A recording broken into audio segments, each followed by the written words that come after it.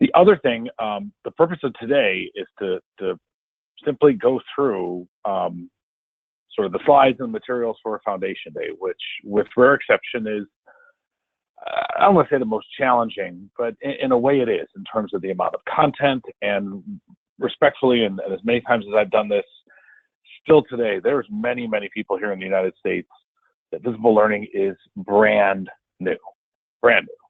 Or sometimes even worse, they think they know a little bit about visible learning and they don't necessarily, and then you're dealing with that. And so we're going to spend an entire time today. We're going to spend a good first, probably more than half of our time together in Indianapolis on the Foundation Day. Because if you can effectively deliver this, you can really effectively almost deliver everything else, because certainly there's some nuances when we get into some of the other pieces, such as evidence into action, which is more for leaders. And we just had a webinar today on visible learning for teachers, which is focused more on the classroom level. But the strands and the focus elements are really the same. So, and with rare exception, this is what's going to make or break the client relationship. If there's a solid understanding, and more importantly, a better way to say it, a solid experience, what the Foundation Day brings to a district, there's a really good chance the work is going to continue. And while we want to have fidelity with Hattie's message, John's message isn't going to get into clients. We've done research when they stop booking additional work. So this is really so critical. And we've gotten, feedback. We've done our own sort of study around what are the elements within the Foundation that need to be present. And we'll dig into some of the nuances when we come together in Indy, is reading your audience and knowing your audience and realizing for some, this is going to be overwhelming. For others, not as much. And it is a different way for a lot of folks to be looking at teaching and learning. So wanted to put that out there. Also today, I'm not going to go into some of the nuances in terms of, I don't want to call them customization, but it really is. But you have to personalize it. It's not just these slides, because if it was just these slides as is, then they wouldn't need us. If it was just the slides and just the resource guide without the quality facilitation and teaching, well, anybody could do it.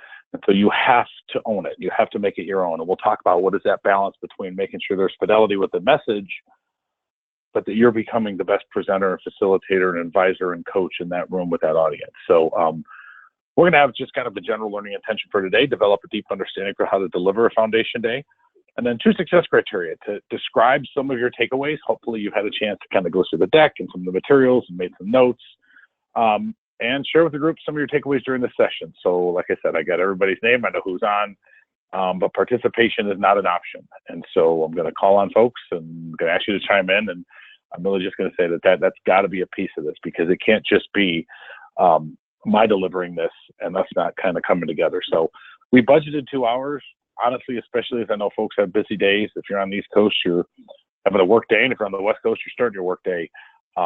Probably closer to an hour and a half, hour 45, but I budgeted 2 so that way we can get through what we needed to. Also, I'm not going to go through everything. Like, for example, we're not going to watch any of the videos. Now, we're going to watch a couple of these when we're together in Indianapolis, so we can kind of talk about that. But the first couple where we introduce folks to Hattie, this is a great video to show. If you haven't seen it yet, I'd watch it several times, because there's a lot of key points that he makes in there around, but he talks kind of fast.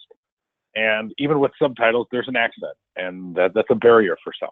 And so obviously having good sound and audio and sight lines and all those things are important when you're presenting. But one of the things he talks about in the opening video is what the research told him and what it didn't tell him. And, when we're looking at the research and impact on learning, does it make a difference if it's with high school or elementary, or does it make a difference when it's with English or math or those kinds of things? And the research, which we'll get into first, obviously, because that's the main part of the first part of the day, is a very important place to grip people. It's also a place you can lose a group really fast. And I'm going to give you as many tips and ideas around how to make sure you're guiding the folks through the research, because this is a place where you can really pull people in. And this is a place that you really have to be prepared, especially if there are folks in the room that either know a lot about the research, or worse, they know just enough to be dangerous. So, but again, we're not going to watch any of the videos today. That's not the purpose of today. One of the things, and we'll talk a lot about as you go through a Foundation Day, this is a great graphic and schematic, and what I do is, and you'll see when we're together and throughout this session, is I kind of highlight certain points. So we start today focusing on the research, and then we walk through the 5 strands. with intentionality, with a little bit more focus on some more than others, and then we finish with a mind frame. As you look at designing your day, and we'll talk about pacing, I think somebody just came on. I'm just going to ask everyone to mute until we call on you. So we just heard a little bit of feedback. So somebody just came on.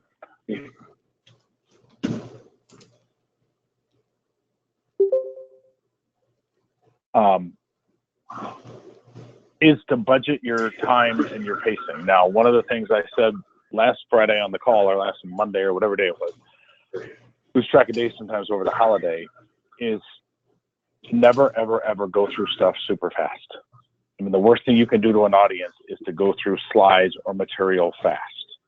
It sends a bad message. It conveys that it's not that important. I personally will say I think it is. Okay, somebody needs to mute their phone because we're getting the feedback from somebody.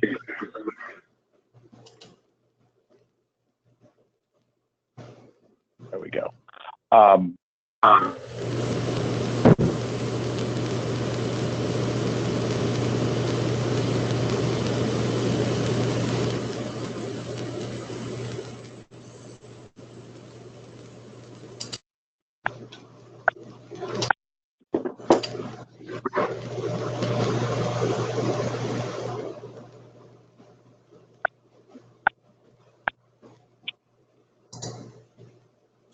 So Bruce, I'm not sure who it is. But Bruce, I think your phone may be unmuted. If you could just mute.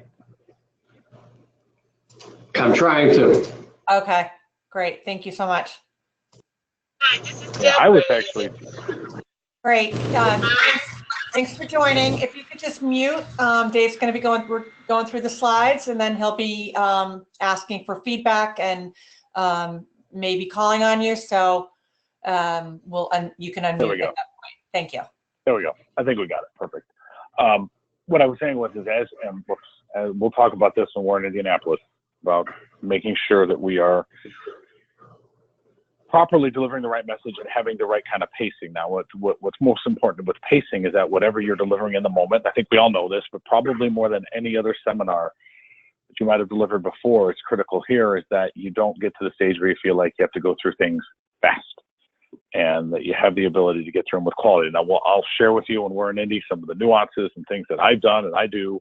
But just being transparent, we will tell the client that we want, 6.5 to 7 hours of contact time, which means we look at the start, we look at the stop, we consider breaks, lunch, all those kinds of things. Sometimes it doesn't always work. If a client says we're going to start at 9 and end at 3, then we're going to start at 9 and end at 3, which means we're going to have to make some adjustments. And so what's important with the foundation day is that everybody has been not just exposed, as I'm trying to make sure I'm making that point, that we're not being hypocritical where we're saying we have to go deep with our students, we have to understand where they are and guide their learning, but we're going to take your learning for granted and go through stuff fast. At the same time, this is a day where there's going to be many more questions and answers.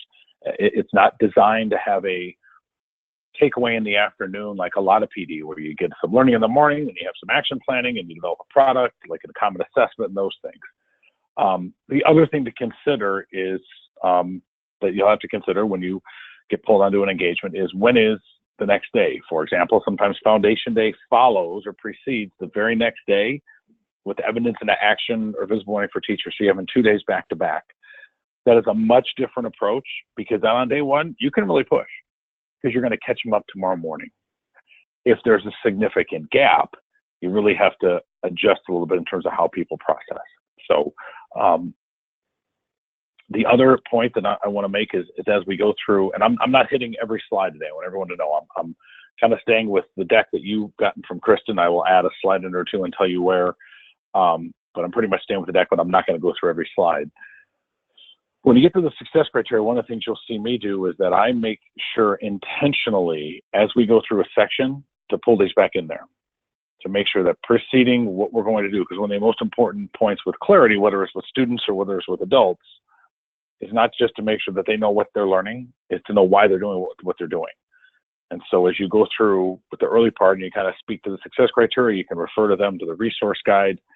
And I kind of make some tongue-in-cheek joke that, you have to use a Roman numeral, and the only time I usually use a Roman numeral is the first weekend in February, other than when I use this foundation manual. But but to let them read it and see it, but to go back to them because they're not going to memorize these. So as you go through the day and as you're hitting your certain points, it's just an important little nuance to speak to. So the other thing on page 12, clock partners, how I set this up, and this is a great activity to have folks early in the day get out of their seats and find people that are not sitting with them to have a chance to process later in the day. Movement is critical with any audience. It's something that I've really embedded in there. But I will tell you right now, 6 is too many. They cannot find 6 different clock partners with a group. It ends up being a little bit of a disaster. Plus, you don't necessarily need to do a clock partner after every single time. So what I usually do is I will give them, I want you to find a 12, an 8, and a 4. Find a 12 o'clock partner, an 8 o'clock, 4 o'clock partner. For example, if Bruce is my 8 o'clock partner, I have to be his 8 o'clock partner. You can't mess that up. But I would really strongly advise against doing 6. I'm not critiquing the folks who made the piece in the manual, but they can't find 6. They run out. And then it's just too many different people to interact with. 3 over the course of the day is usually fine. You probably could do 4, but after that, they cannot find, because well, my 12 filled up and Kristen's 12 filled up, and then I don't have one, and it just can be a little bit of a nightmare. But it is an excellent activity. So now I want you to come back to your home base, your family, your table. But it's a great opportunity throughout the day when you feel best as a facilitator to get them up and moving and to process with people that maybe they hadn't processed with before. It is a nice opportunity to speak to the resources because most folks might be somewhat familiar with these. It's not a obligation of any client to purchase anything other than the resource manual. But sometimes they have, and so we respectfully kind of refer these to the White Book, which a lot of us know was sort of John's original work, more of a encyclopedia, so to speak, of the original 150 visible learning influences. The Blue Book, which came out in 2012, which began, I think, to operationalize a lot of what John's messages were into practice. And at the time, the one difference then we see with the Mindframe book is when John first came out with Visible Learning for Teachers was when he introduced the Mindframes, and at the time there was only 8. Now there's 10, and he's made some adjustments to them. So it's not a time to go deep, but to remind them that you might speak to those throughout the day. And I usually, I'm in the room early enough and I'm walking around and looking at tables and realizing some folks have access to these resources. So next thing, and then I'm going to get quiet. I'm going to just ask folks to chime in, or I might call on you personally, is the video where it gets into the characteristics of visible learners. One important footnote is for the longest time, and there are some that are embedded throughout the Foundation series that are videos that we've had for a long time that are not of American students. Being really transparent, I believe passionately that it's important, and I'm so glad we have it now, that we lead with North American examples.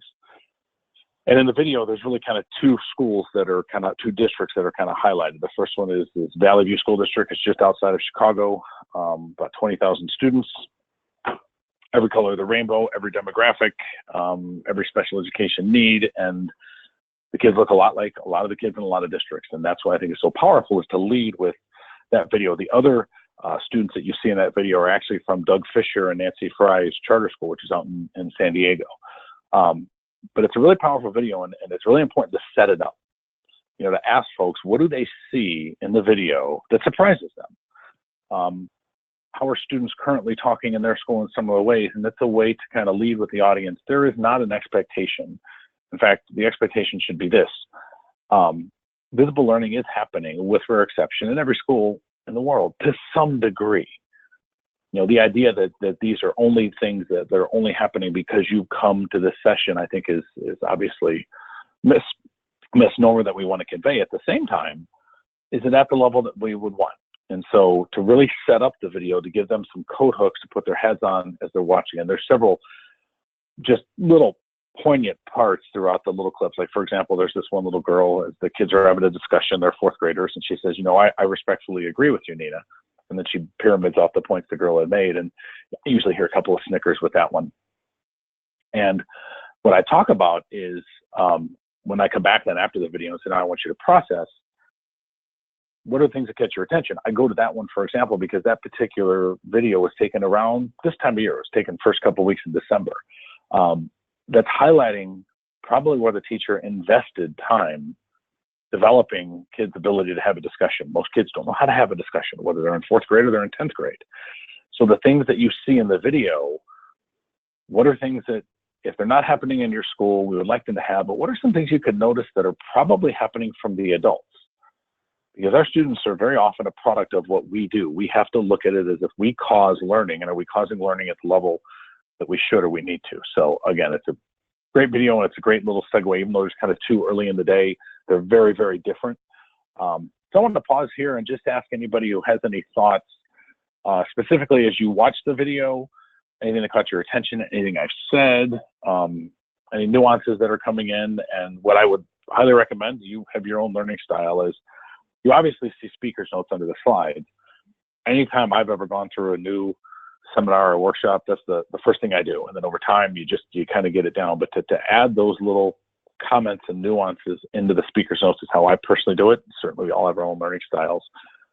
But I would love to open it up. Anybody be willing to share a thought or two as they kind of looked at these couple of videos, things that caught their attention, anything at all you think you would add into kind of the opening part, because you really have a chance to jump in early in the day. I'm going to raise my hand and say, before I get a long-winded segue into asking for some comments from the group, there's a benefit in time to do those little icebreaker things. The best icebreaker here is to get them into the content and to get them talking about visible learning, and to push them into where you need them to go. One, because it's an effective facilitation strategy no matter what. Number two, better to get ahead of things than to be pushed for time. So there's a great opportunity early on with these videos to do that. So I want to get quiet, and I would love to hear a couple comments from the group. So this is the time to unmute yourself and just quickly just going to share your name so we know who's speaking, and what are some thoughts as you've gone through your self-study prior today that leads you into any thoughts with anything I've shared so far.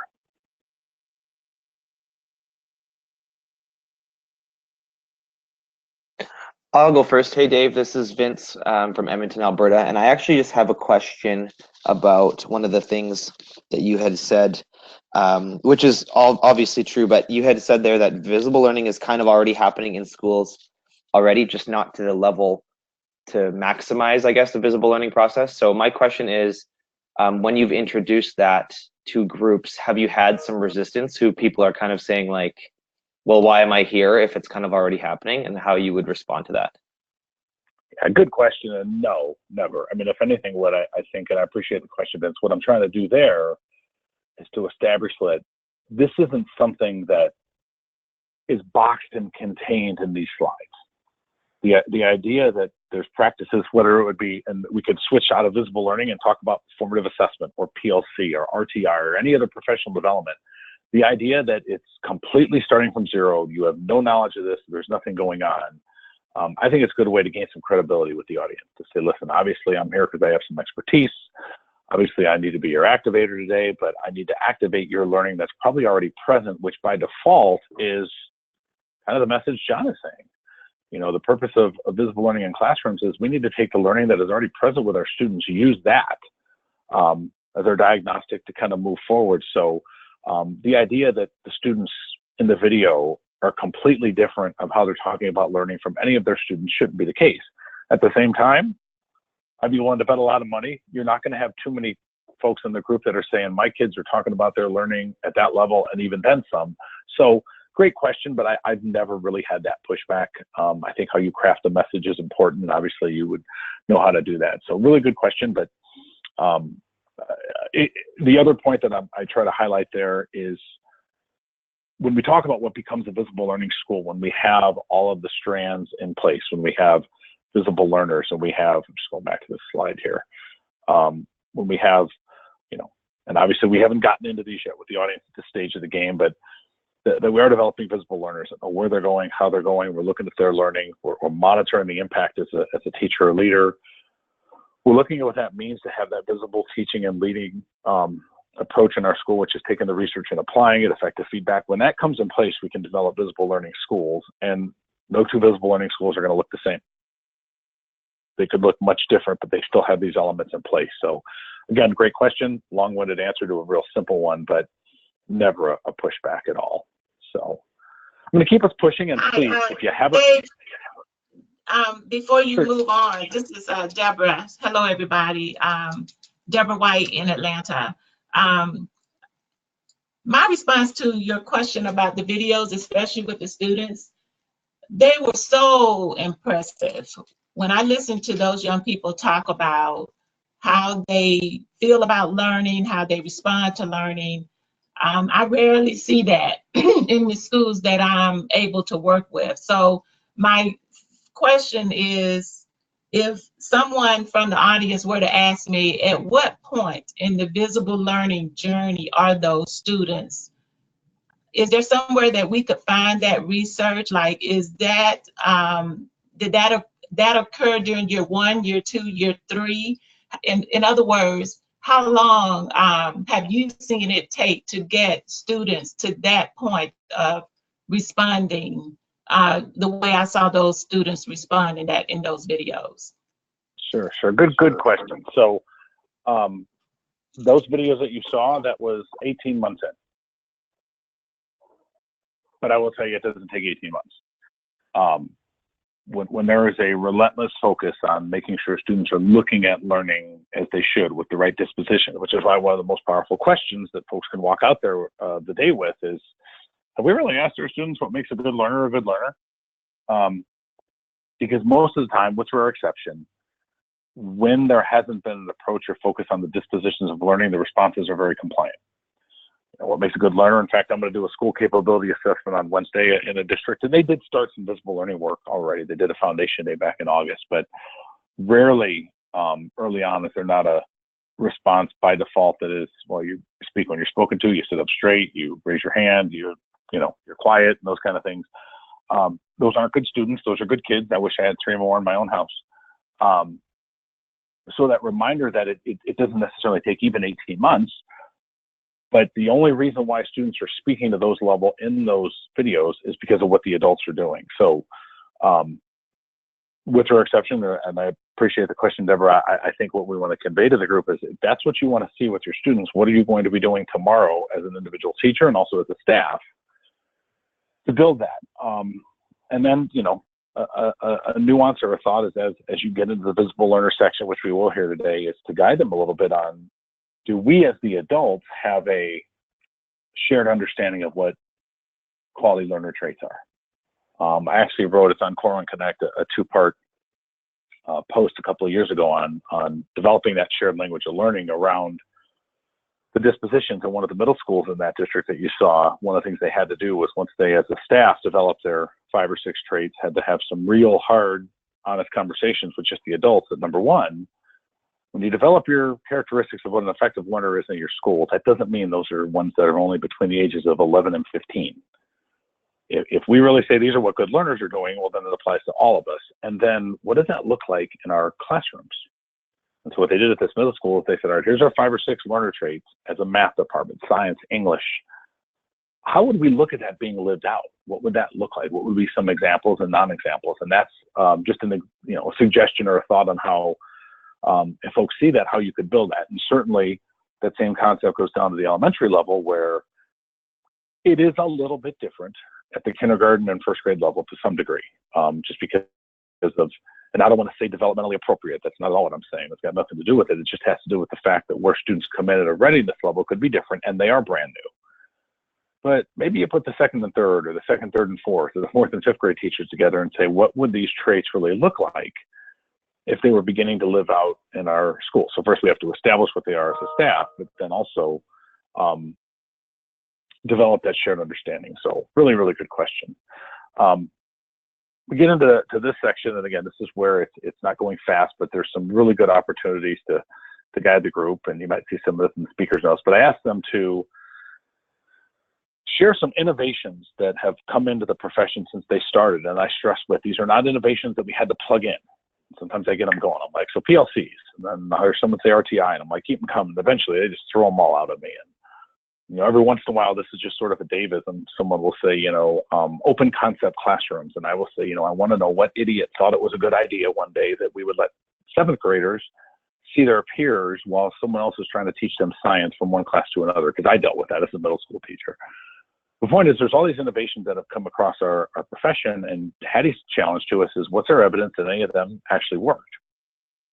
And we have a lot of anecdotal or opinion-based belief about what really works and what doesn't. And so it's a great segue into, I guess that's page 14 in the resource guide, Roman numeral. to categorize these 7 influences, this is also an opportunity based on where people are in their journey.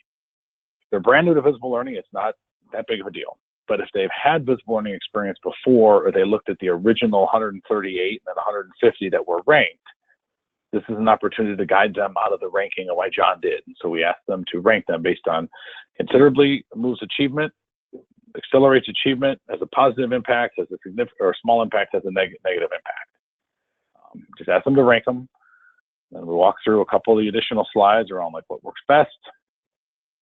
Hope is not a strategy. And then we get into the piece on the research. So we kind of tabled that little activity that they did. Back here to this opening page, and what I usually do is I highlight the visible learning research. I don't have it, I kind of stayed with your set deck because I don't want to make any changes on the slides here so you guys can see when you're with me the subtle changes I make. And then sort of 2 focus questions. You know, what are some influences that they believe have the greatest impact? And what are their current priorities based on their student learning? And then it's a chance to remind them what Hattie's research has done. What John did, and he continues to do, is to synthesize with my fingers some of his, but a lot of other people's research. It's not just Hattie's research. It's a synthesis of educational research over the last 50 years. That number at the bottom could probably get in close to adjusted. I could be off, but I want to say it's like 343 or getting close to 350 million, which means we're getting close to 500 million students. So by default, that tells us that some pretty good information to kind of look at. And sometimes folks get confused with this slide. How I always set it up, and I say, imagine based on where I am. Like, for example, I'll be in Sacramento on Friday. So I'll say, imagine there's going to be 10 3.0 earthquakes in the Sacramento area in the next week, or 1 7.5. What's going to get your attention? Obviously, everybody talks, you know, certainly in California, it's an easy one. To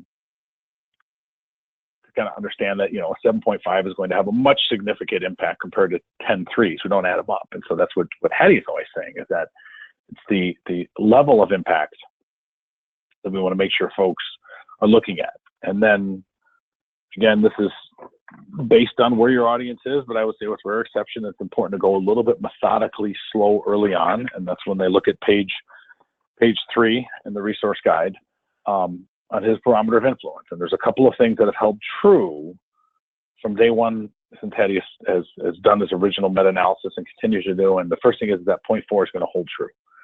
So 0.4 is the average effect of all the studies. What that means is 0.4 is about a year's growth in about a year's time. He found some things that actually have negative effects, things that make learning go backwards. Developmental effects, which are in that sort of 0.1 to 0.2, are the things that we would expect growth to happen regardless of the teacher. That's just, we would expect that type of growth in 365 days if someone's breathing. Typical teacher effect is not a critique. In fact, it's a compliment. As we know, about 95% of everything Hattie found actually moves learning forward. What he would say is we should be striving for those things that are showing to have greater than 1 year's growth in 1 year's time. Now, this is a place I don't want to get into the weeds with any of the group, but for this group, the reminder, 0.4 is the average of all of Hattie's studies. As folks look to develop and work with effect sizes with their own particular students, 0.4 doesn't always hold true because it's a smaller group, and certainly with the elementary level, primary especially, we expect a greater impact. But the way I sometimes introduce this slide is I'll grab a gentleman in the audience. So I know Bruce is on the line here, and I say, you know, Bruce and I have an average lifespan of about 77 and a half years, give or take. We're probably not going to go to our significant others when we're 70 and go, well, I got about 7 years left. It's the average of all the male adults, all the males in the world that are alive right now. That's the average.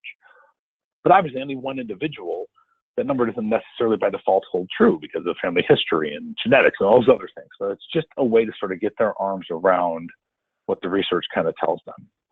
And it's also a great opportunity to kind of highlight here on the next slide that Hattie actually kind of grouped the influences into different domains.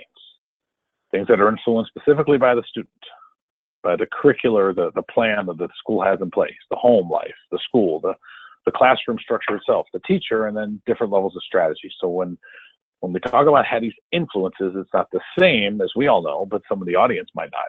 But these are not necessarily strategies. They're strategies embedded within some of the influences, but the influence is much larger than an actual just set strategy. And so skipping a couple slides ahead, point 4 speeds up learning by a factor of 1. So point 8 would speed up learning by a factor of 2, and so on and so forth. And at least to get their arms around the concepts. And the reason why Hattie used effect sizes, we know, is because that allowed him to internationalize the data. So regardless of where the individual who had conducted their research and their dissertation, what was the student achievement measure and matrix within that? And he goes into much detail with this in the white book. It is not something I'm going to get into the weeds with the group. And here's where you have a chance to have some fun and say, you know, if 95% of research shows a positive impact, really all we need is a pulse. So then I get to this slide, and I would say I just kind of flash these up. I don't necessarily do them one at a time. I just pop them up quick. And I say, now here's what's most important before we ever put the effect sizes in, is considerably moves achievement, has an acceleration on achievement, has a positive, has a small impact, has a negative impact. That's what's actually more important. The numbers still matter, but feedback, even though it's only 0.74, has a considerable impact, even though collective teacher efficacy actually has a higher effect size. There's several reasons for that. Not a time to go into too much of the weeds here, but the two main reasons for that is, number one, there's a lot more studies around feedback, many, many, many more meta-analyses around that. And there's a huge variability when we look at feedback in terms of why it's not always as effective as it could. I could give Bruce feedback today and give him the same feedback tomorrow. It's not going to have the same impact. But those are both just as strong. So, for example, it's important, with rare exception that we all know, not judging anybody, got my hands up, smoking's not a really good idea. Just not. But just because someone doesn't smoke doesn't mean they're going to be healthy. There's a lot of other things they have to keep an eye on, like diet, rest, and all those kinds of things. So to remember, feedback and collective teacher efficacy are both equally important or equally impactful in terms of their ability to move learning forward. The effect size number is not irrelevant, but what's more important is what we see in those colors. And here's why I say, I don't even go into that level of detail with the audience before I say, now I'll answer your questions in a minute. What surprises you? What catches your attention? What's a validation in what you think about, about the research? So I'm going to pause here, just like I would with the audience, and say, I want you to process, I want you to have a conversation. And I'd love to hear some thoughts from the group as you kind of yourself and your own learning, because some of us are still a little bit new at how we're getting our arms around looking at the impact and effect sizes and those things, but also how you would look at leading the group into this first part of the day when we're kind of just whetting their appetites, or for some, giving them some things to think about if they have some background around Hattie's research. Hi, Dave. This is Bruce. A question that I've had, it's sort of two-part, is one, the concept of when would you introduce the concept of this work being the equivalent of doctors practicing medicine and attorneys practicing law? It's a good question wherever you think it's appropriate. I mean, it's one of those things that's a bullet in my holster that I play it when the time is right early in the day. And so sometime during the research section between the start of the day and when we take our morning break, I'm going to address that point, like you said. And it is an opportunity, respectfully, with our hands in our pockets, to push the group a little bit. Because, for example, what you just said is a board-certified brain surgeon, which I know is a lot smarter than I am. In fact, everyone on this call is smarter than I am, still says they practice. And so I'll say to the group, how many of you, if you went out to a barbecue this weekend or a party or a holiday function to some degree, and somebody said, what do you do for a living? Would you say you practice teaching? And almost get a snicker. And I'll say, why? Our profession is a practice. There are some things that work better than others, but just like doctors and lawyers, we have to apply those rules and those laws of medicine and law, for example, to the individual patient, to the individual client, and those kinds of things. So there are some things that by default are going to give us a chance to considerably impact learning much more than others do. So great question.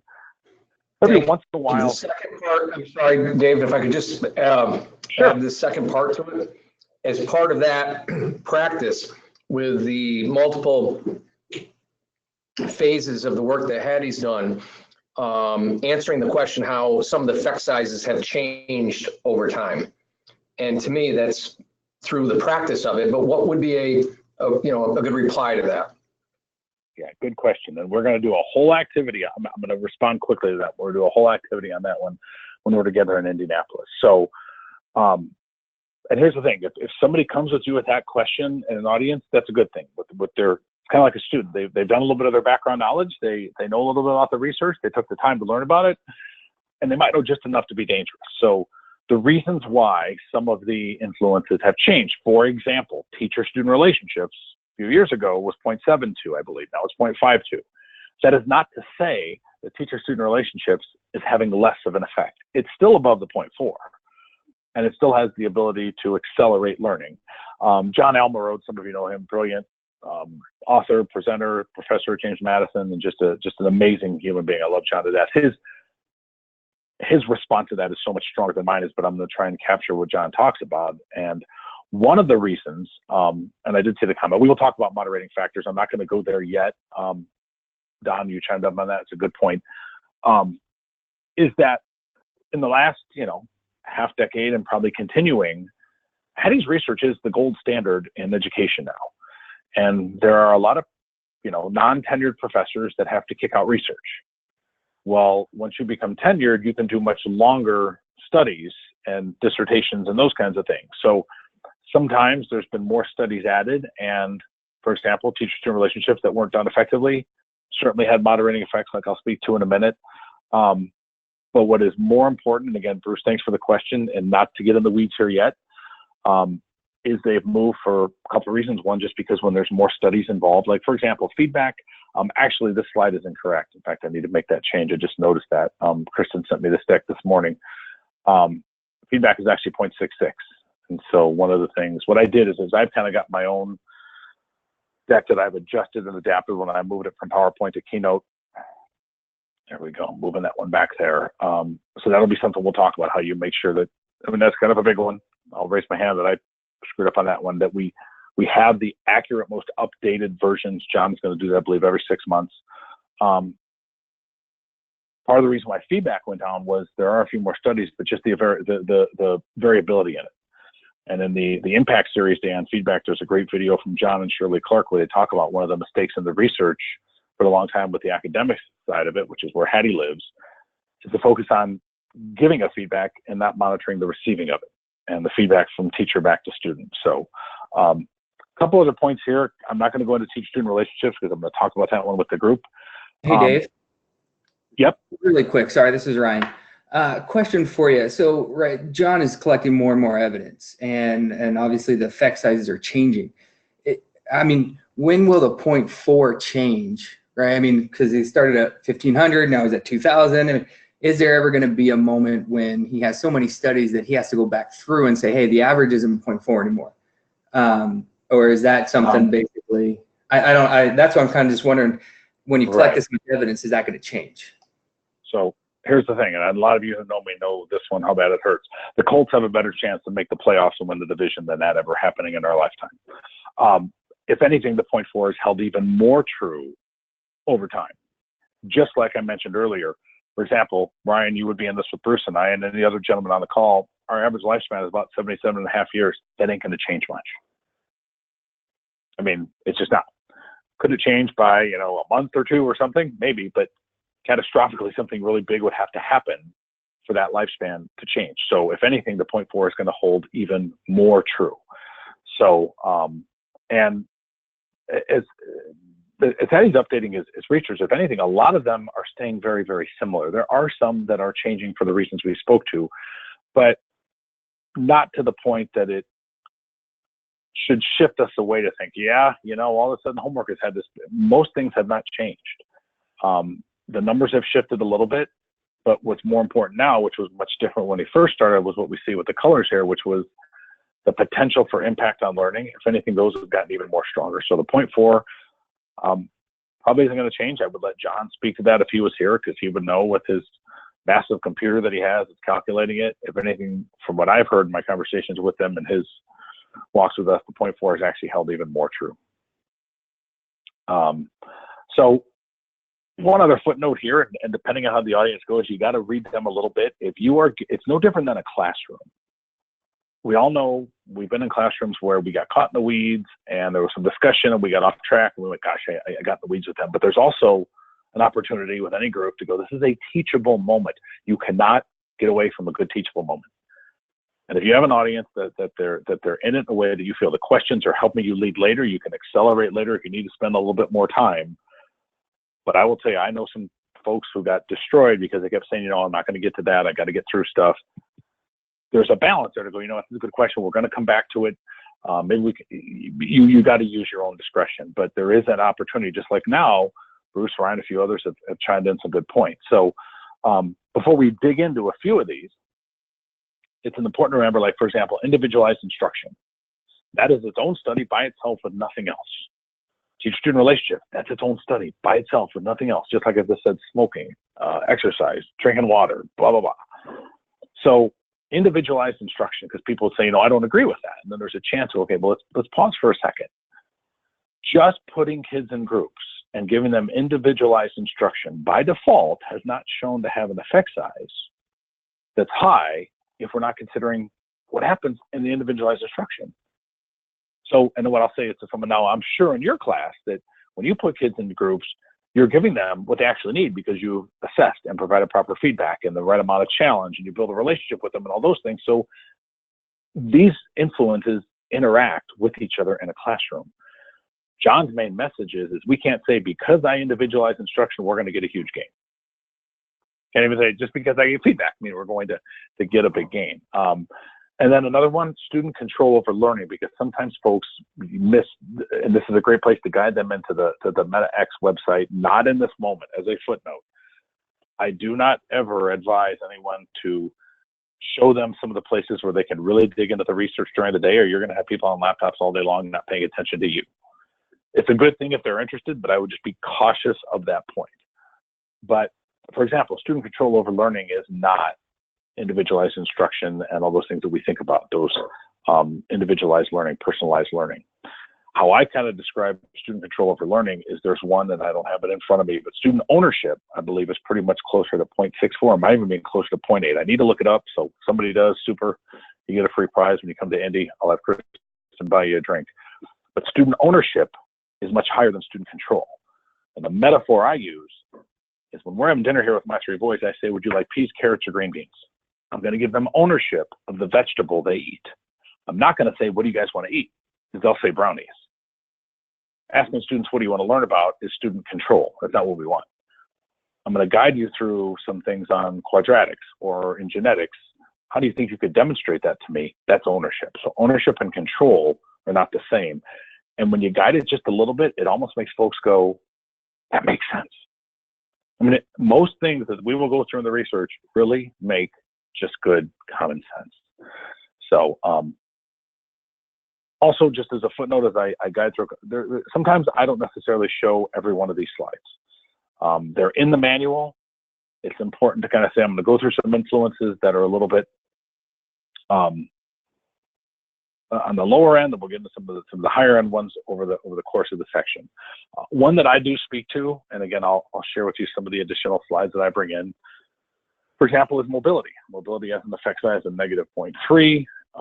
It, for the longest time, was the lowest, and now it's been replaced by boredom. But what's interesting in the research on mobility, because it internationalized the data, every school in the world, let alone the United States, has students that change schools within a calendar year. So even a student that is new to your school at the start of the year that was in the school last year, that is still mobility based on the definition. What is fascinating, because obviously it has a huge deleterious effect on learning, and most students that are mobile in the United States, for example, are mobile at least 3 times in their career. Like 80% of them change schools at least 3 times. And ones that do often, what do we know about them? Usually other challenges, poverty, sometimes second language, other things that we know are challenges to learning. What's fascinating in the research are some clues on how to address it. For example, if a student makes a peer anywhere between 48 hours to their first week, it mitigates it almost down to 0. Now, what does that mean for us in practice? I got a new student in my school, get them RTI'd? No, get them a peer shadow for the first 3 days. Where they go, that other kid goes, exposing them to more friends. And I'll usually make the tongue-in-cheek joke, like, how many of you in here are new to the district in the last couple of years? And I'll go, how did you feel until you met the person who you can go up to and go, do I pay for coffee or can I just take it? Everybody kind of laughs. How I kind of hit the adults, until we feel safe with someone we can trust, we don't feel, too comfortable. Why would that be any different with our students? So even something that is as deleterious as mobility still has the potential to give us clues about what we do when we react to it. And then one that I personally speak to is retention. I go into a little bit of a spiel about there's never been a study that links retention to learning, but I do know a family that had 3 kids, 12, 14 in the accident. The accident got to 3rd grade, and even though academically he was okay, the parents said, no, we're going to do it again. And he got a different teacher, got more challenge, had a pretty good year, and even though his wife disagrees, I actually think I turned out okay. So what I can't do is look at the mountain of research on retention and say, I don't agree with it. I have an anecdote. What I can push the group on is to say, but is my anecdote really about retention? Or was it more student-teacher relationships, more challenge? The idea that we would never again retain a student should not be the message. But the default being retention is obviously something wrong. And obviously there's states and policymakers out there that have erroneously thought that was the plan. There's never been a study that links retention to learning, so it's one that we want to be really careful about. Great opportunity with homework, because homework is such an easy one because nobody has an opinion about it. It's also the first chance to highlight moderating effects, because the impact at the elementary level down to for example, kindergarten and 1st grade is practically nil. Because I will say, even though I don't have one anymore, but guess who did my 1st graders' homework? Me, or my wife did it.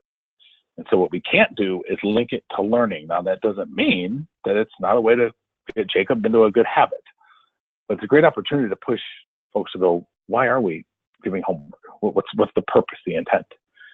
The secondary level, just because the effect size of the high school is 0.6 doesn't mean by default assigning more homework is going to get us there. A couple other elements within the research. It is more effective for students of high ability than low ability. What a shock. The more I can complete the homework on my own, the more it validates my confidence. The more I can't, the more that it might convey to me that I don't actually know what I'm doing. And so keep it brief, keep it relevant. One of the key other elements with homework is to make sure that it is focused on a skill, specifically on something that they could practice. One of the jokes that I'll also make is that, my freshman now is signed up for upper level math. He's a high school freshman. So Kristen, my wife, and I have signed up for 2 sessions a week at Sylvan Learning Center. Once for him, once for us. So I kind of make the joke that, if he has to teach himself, then it's not necessarily homework anymore. It's got to be practice. And so this is also an opportunity, depending on where you've been, good one to let them talk, but I don't let it get caught in the weeds. This is not about a homework discussion, but it is one that by default will get folks thinking. And then I will usually hide the 0.37, and I'll make that come in, and I'll say, all right, school leaders, where you at? Raise your hand. And then I'll make the joke that, all right, we didn't make the cut. And then I'll make the joke and say, those of us who can't teach become administrators. Those of us who can't become administrators become consultants. But school leaders is 0.37. But one that it speaks to, again, is moderating effects. And so the main bulk of the research here is the difference between transformational and instructional. An important point is that it's not an either or. We need both. The transformational leadership kind of came in as a term from the business world into our profession back in the 90s, and it kind of rolled off people's tongues, and it just sounded good. Then Vivian Robinson and her work really looked at what is the impact leadership decisions are having on student outcomes, not just the relationships with the adults. And so then I will usually kind of just quickly speak to these 2 points, because easily accessible is not the same as highly visible. And I'll kind of make a joke, administrators, if you've ever been walking down the hallway and somebody asked you, hey, did you get my email? And you say, when did you send it? And they go, just now. There's a problem with that. We cannot always be so accessible. And Doug Reeves, who I used to work for early in my career, used to say, an open door policy doesn't necessarily mean the position of the door is always open. However, you're highly visible at the right times. You're visible in PLC meetings. You're visible in the hallways. You're visible at dismissal. You're visible and present when there is an important curricular discussion happening. How do you manage your life? Because there's things you have to accomplish and get done as an administrator. But you got to be in the right place at the right time. Fair and equitable staffing could mean, and this is where, again, I throw in my own little nuances and humor. Does it mean at the secondary level that I have someone who's a master at the content, could build relationships with every kid in the world, knows material backwards and forth. We get them 12 trigonometry students. And then we get the new teacher right out of college that can't manage the classroom, doesn't understand the curriculum, and we're giving them 37 kids who can't add, subtract, multiply, and divide, and teach them algebra. Are we putting our surgeons with who are the most sick? So how are we looking at the coordinated program, which is not always, in teachers' minds, fair and equitable? And so it's a great chance to just speak to that we need both. And so this slide here speaks to, and this is an important point to make with leaders, and obviously evidence and action, we go much deeper into this. This is transformational by itself. This is instructional by itself. When we dig into Robinson's work and we see 0.84, leading teacher learning and development, that's when we have to realize we need both. We have to set direction. We have to have a vision. We have to buffer staff at times from the external demands, but only because we're trying to do the things on the right. So again, this is a slide depending on your audience. If it's more administrative heavy, I'm going to speak to a little bit longer. If it's more teacher heavy, I'm not going to ignore it because it's an important one, but it is more focused on leaders, which could be teacher leaders, obviously. So, and then we get into some of the higher level influences. Classroom discussion is a great one to speak to because the video almost with the students earlier highlighted, because classroom discussion is not the same as questioning. Questioning is 0.42, classroom discussion is 0.82. The discussion happens when students are talking with each other and discussing with each other and collaborating with each other. Now, obviously, you got to have good questions to do that, but it's an important point to kind of see the difference. And then obviously we had the video a while back that kind of spoke to it. And then there are a couple others that I will weave in when we talk, when we're in Indianapolis. An important point before I speak on efficacy, and then let us kind of do a whole group processing on this section. Based on where your client is, and you'll have what we call a pre-engagement conference call with them, if they have been implementing something, like for example, they've been doing problem-based learning, or they've been doing RTI, or they've been doing something that you can take, maybe it's not in the slides you see here, but one of the research influences that is directly applicable to them, it's a great opportunity to dig into it, show some examples, sort of validate where they are, challenge them a little bit with, okay, are you getting the most out of your RTI, your new tech network if it's problem-based, or some of your responsive classroom techniques, which obviously build on teacher-student relationships.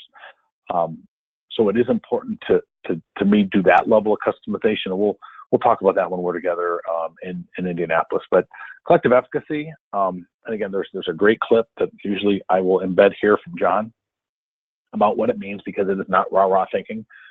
It's not having a growth mindset. In fact, having a growth mindset has an effect size of about 0.12, simply because I can't run through a wall no matter how much I think I can. But the efficacy gets built from conditions, positive interdependence, vicarious relationship or experiences,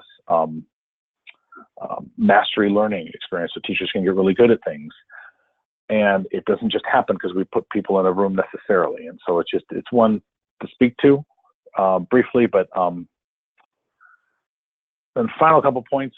This learning is not about the numbers, but how we use the numbers. And then this is where you speak a little bit about John's message. Now, sometimes I take this slide and I put it in at the beginning of this section just because I think it fits a little bit better that way, but that's a little bit of a nuance for you. But the purpose is to be able to say one of the reasons why, and John speaks to this in that opening video, is the reason why he did the research on visible learning was he was doing some work in North Carolina, working with the professional standards boards. In fact, obviously with his Kiwi accent and all of his, obviously living in Australia and New Zealand and all those places, all three of his boys were born in the United States. So he spent considerable time here.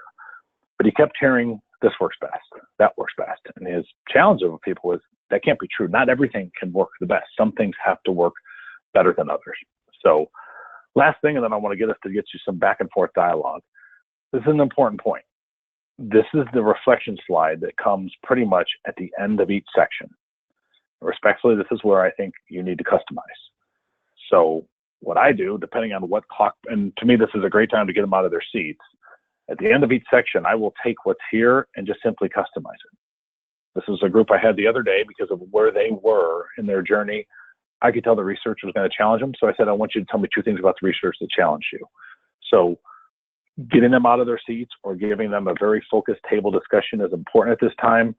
I would just encourage you to customize it a little bit, because this is the slide that is the same for each one. And if you were to do that after each and every section, it becomes extremely, extremely monotonous. So that's that balance to where you're staying within the construct of the fidelity. All this is here is the modality in which you're teaching it. So this is the thing, and again, we'll talk about it when we're at Indy. What's that balance between making sure that you're presenting the VO work as we have it designed with the right amount of with my fingers fidelity, but the modality that which you use it, that's where I want to make sure you feel the freedom to own it and to do what's best for your audience to get them processing. And so I want to get quiet. I'd love to hear a couple of thoughts. If you have questions, any challenges, I'm going too fast, anything at all. So you're not going to hear me talk until I hear one of you talk. I'll just say that.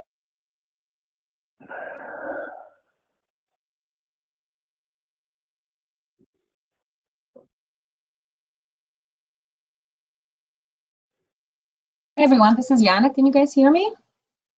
Very well. Oh, excellent.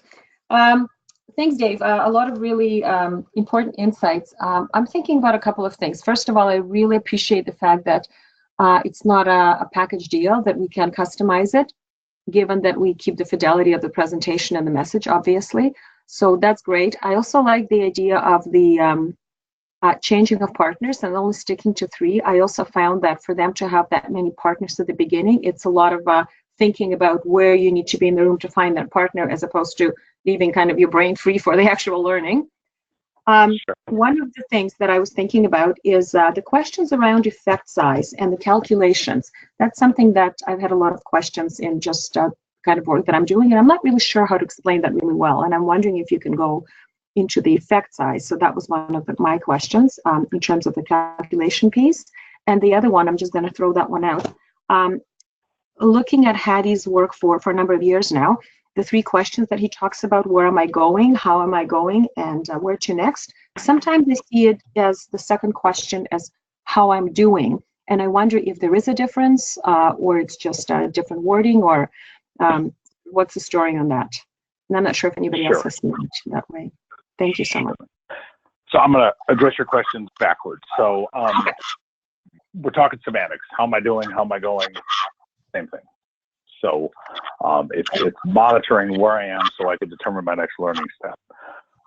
In terms of effect size, obviously there's a place in the manual. They can go to the white book about how John calculated effect size, which is the exact same way they could use effect size measures with some of their own data. We speak to that a little bit in Know Thy Impact section. So I'll talk about that in just a few minutes. Okay. I would be cautious of getting in the weeds too much there with the research section, because the purpose of the research is to get them to go, maybe what I thought classroom discussion was, for example, was me asking questions of one kid and then asking questions of another kid and asking questions of another kid, or asking the group, do you guys have any questions? And then we moved on. So that's what's really most important there. But I'll speak to how we can address your question on effect size. I think there's a better place when we get into the Know Thy Impact section. Perfect. Thanks so much. You're welcome. Anybody else? At least maybe one more.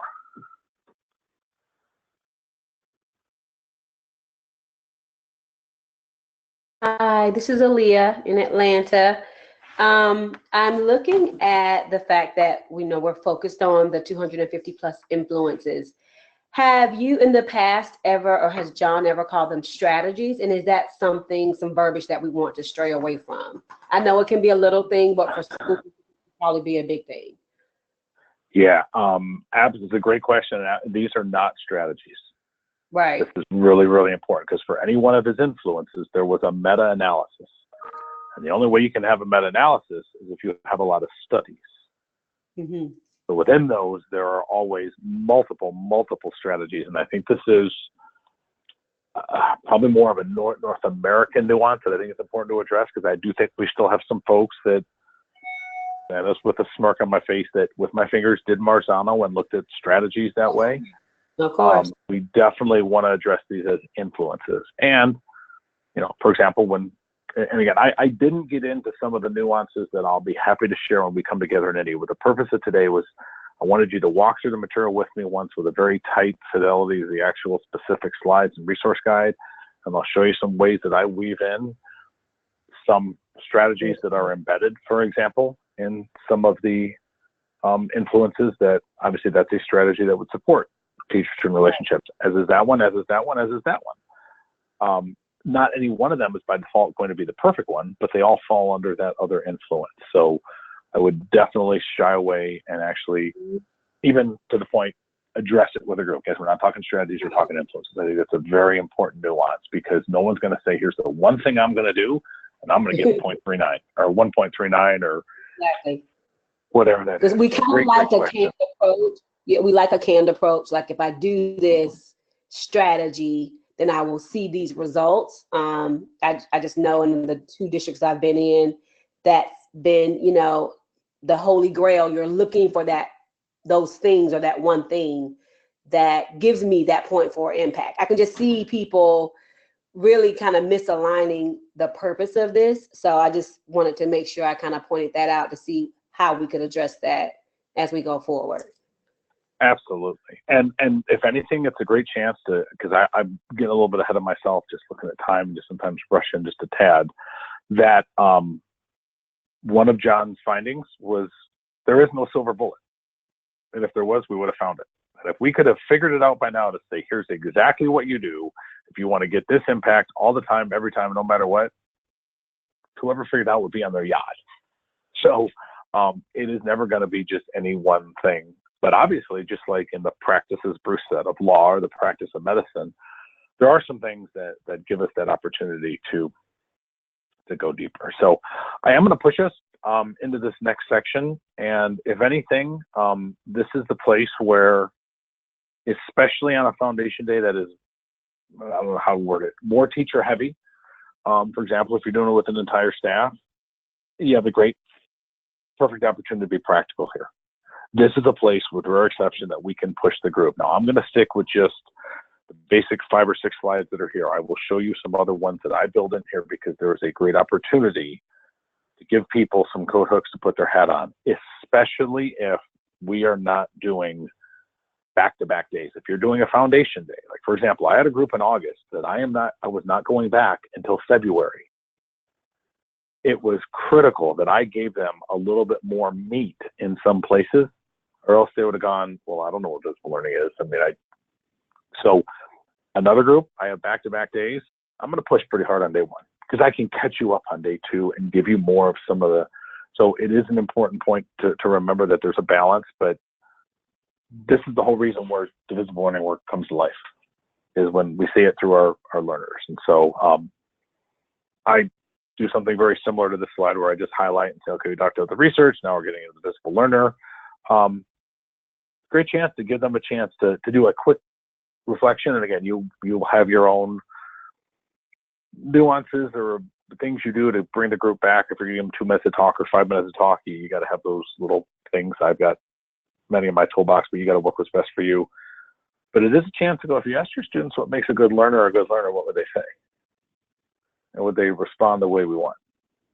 So, and now is a chance to talk about how are our students describing, I paused my screen there. How are our students describing learning?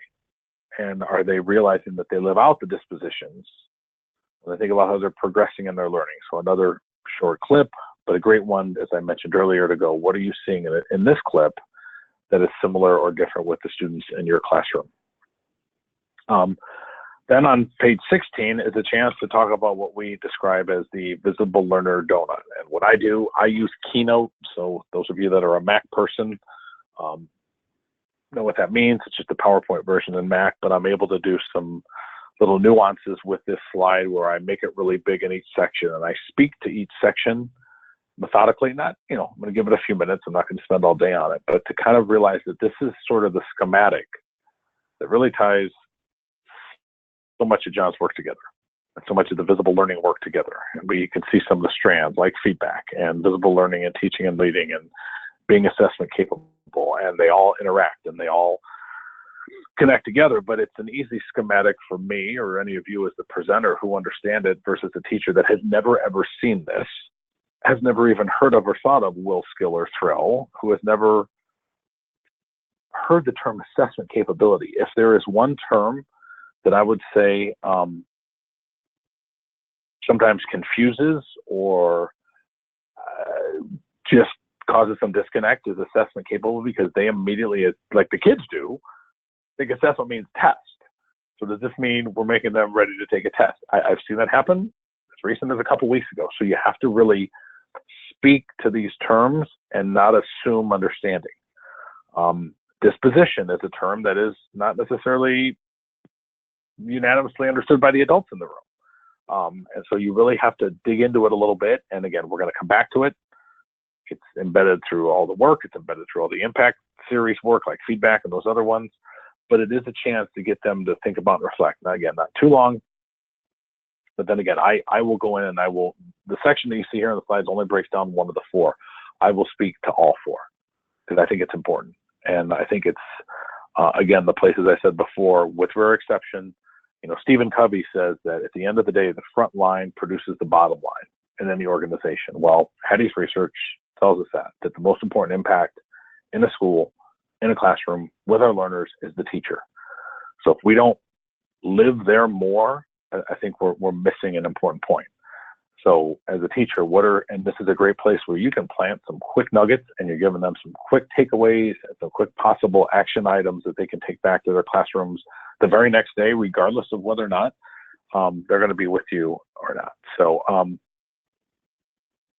a couple other points. I'm actually going to bring in a slide or two here. But making learning visible to them. Now, the only way learning can be visible to our students is if there is teacher clarity. And we don't get into teacher clarity on the foundation day at any level, but it's an important point to speak to, because the only way a student can respond to the three questions that were answered a second ago, which show up here on this slide, is where am I going, how am I going, where to next, is if they know what they're learning and they're able to monitor it and keep track of it. So without a focus on teacher clarity, it really becomes impossible for that to happen. And then simply here, and I'm going to pull up just one or two just quick slide examples. And again, what I didn't want to do today was add anything extra in, so you could at least get your arms around what the day is in its own construct by itself without some of the little nuances. But this is an important point. And John would say, and with as many concepts that are embedded with visible learning and as complex as it is, when the students are teaching and the teachers are learning, you have visible learning happening in your school. Well, the only way students can teach is if they know what they're learning and they have the ability to make mistakes and they have the ability to show resilience and have some input in their learning. And the teachers have to be the ones that are willing to have some productive struggles. So quick thoughts, and I'm going to pull up just one or two just quick little nuanced examples here that I build in here. And again, we'll get into more of that when you come together in Indianapolis, but I did want to give you a chance to just share some thoughts as you went through this section yourself and what I just kind of spoke to there briefly.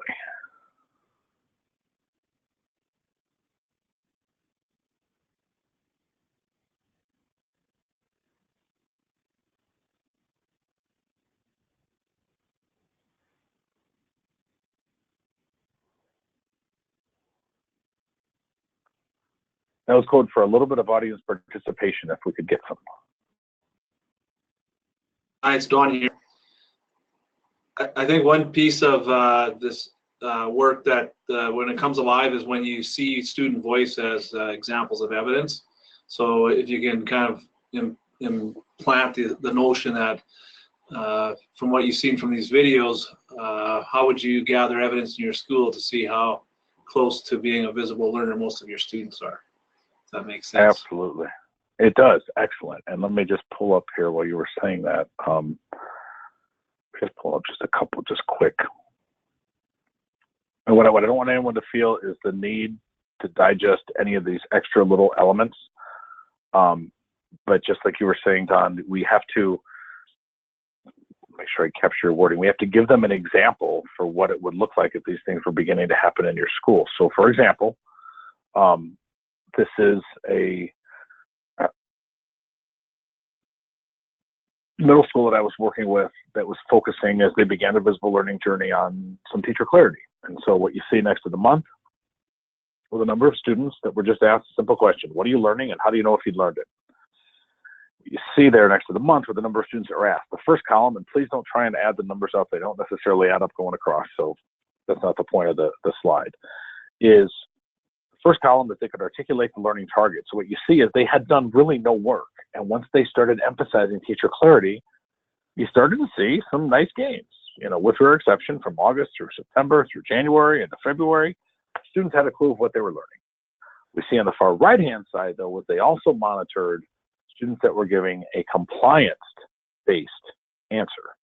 They were just reading it off the board. Now, reading it off the board beats the heck out of not knowing what target was or what the success criteria was. They monitored the middle column, which was also how students would authentically show their learning. They were, you know, I'm not doing a graphic organizer. I'm writing an argumentative essay, and so and then they monitored when they were seeing gains or falling back. So they were monitoring from the students, but they were also able to say, okay, if we aren't seeing the impact with our learners, student learners or adult learners need some more work on clarity. So again, I've got a couple of these. I think it's at the appropriate time, not a bad way to go. Here's an example of what this could look like. The other piece that gets worked into the manual is on page 18. And I don't know why these were possibly yanked out of this new slide deck. Kristen, you and I can talk about that because the one you sent me today did not have these. But on page 18, this is a great activity to get them into a little quick read and processing. To be able to speak to, you know, when John talks about the skill that kids need to have. And when students develop more skills, they develop more confidence, which leads to self-esteem, not the other way around. Well, the more I can successfully do something that's the right amount of challenge, then it actually becomes fun to some degree. And then I make the joke, I get the kids are going to like Fortnite more than fractions. I'm not saying that, but think about anything we're doing. The more we have the ability to get through the task, it at least becomes less arduous. So then what I ask them to do is I ask them at their tables to number off 1, 2, 3, 1, 2, 3, 1, 2, 3. Then I'll ask them to just read the section on skill, will, or thrill based on their number. I'll ask them to underline a phrase that resonates most with them. And then I'll give them a chance to kind of have a table response. It's a great way to get them to interact with the resource guide in a way that's purposeful. But I think also gives them a little bit of a nugget, back to what Vince asked earlier. You know, actually, that is happening in my classroom to some degree, or, gosh, do I explicitly plan to develop these with my students? You know, I might mention resilience. I don't know if I've ever really planned for how I develop that with them. So certainly it's happening, but maybe not to the level I need. Do I build in an opportunity for them to develop some surface and deep and then transfer learning? And you know, surface learning is not a bad word. In fact, it's why problem-based learning has had such a low effect size, is because in most cases where there is a complex problem, the surface knowledge is missing. So again, I don't know why these were pulled or if they were, but it's a great little way to get them to interact on pages 18 and 19 of the manual. And then the only other one that I build in is, as they're thinking about these dispositions, and this is another great one to kind of finish on for the section, is quite possibly there's going to be some traits in your school that over the course of many, many years don't change much, but this is a particular group that is giving up easily. Well, then maybe what our focus needs to be on is persistence, grit, or determination. Maybe that's got to be our focus. And so we can't just speak to it. We as a PLC or a grade level or a department got to go, you know, this has to be something that we build in. We have a group that's afraid to try. That could be your gifted and talented kids that are afraid to make a mistake, that are afraid to take on the more challenging tasks. So we've got to work with them on taking risks. So it's just that thought that these aren't just some things that we throw out, but when we observe things, then is that an opportunity to be more intentional with it. I think all of us on the call that have our own children in our homes, especially if we have multiple kids, there's certain traits that, you know, you got to cultivate some in one child and something different in another just on their makeup. So to me, it's just a great one to do that. And then this is how I sort of customize that reflection. Again, I appreciate the point earlier that, and it's not always about, sometimes I'll say, listen, this is where I want you to have a family or a table conversation. But depending on how I'm looking at the day when I want them to move, I think this is a more appropriate way to take that reflection slide and customize it based on what you just did in that section. You know, what are some takeaways that your students are learning? And then this particular slide was because I was working with a group of school administrators that was doing a foundation day prior to their entire staff getting sort of a 3-hour VL keynote. So they weren't able to do an entire foundation day with their entire staff, which was 400 or 500 folks. So they had just the school administrators, and I want to say a handful of teacher leaders. And so I just thought this was an appropriate, not rocket science, obvious way to customize it. What's the leadership action you're going to take when the students and teachers arrive in August to think about building some of these visible learner traits? So again, those are the simple nuances that obviously I think we all know, but they really, to me, really matter, because if you just flash this slide, I think folks get confused. I think this is a good placeholder for all the slides, because you can't put this one in, because if someone was looking at this and you're going, well, why would I talk about a leadership action when they arrive in August? Well, obviously you wouldn't, because it depends on when you're going to present the day and those kind of things. So this is a nice placeholder slide that I'm highly going to encourage you to consider your audience and how to customize their reflection, because as we all know, when you have an audience of folks, they're not always paying attention. And so they look up at the slide, what do you want me to do? Oh, now I can read it, and where's my 8 o'clock date? Oh, I just found it. So any couple thoughts on that section? Again, please don't overthink those additional slides that I worked in. We'll talk about those when we're in Indy. I don't feel like you have to create those. I'll share anything with you. But I do think there's an opportunity here with this section to make sure, especially with teachers, you're giving them some nuggets on what it could look like back in their classroom, no matter what.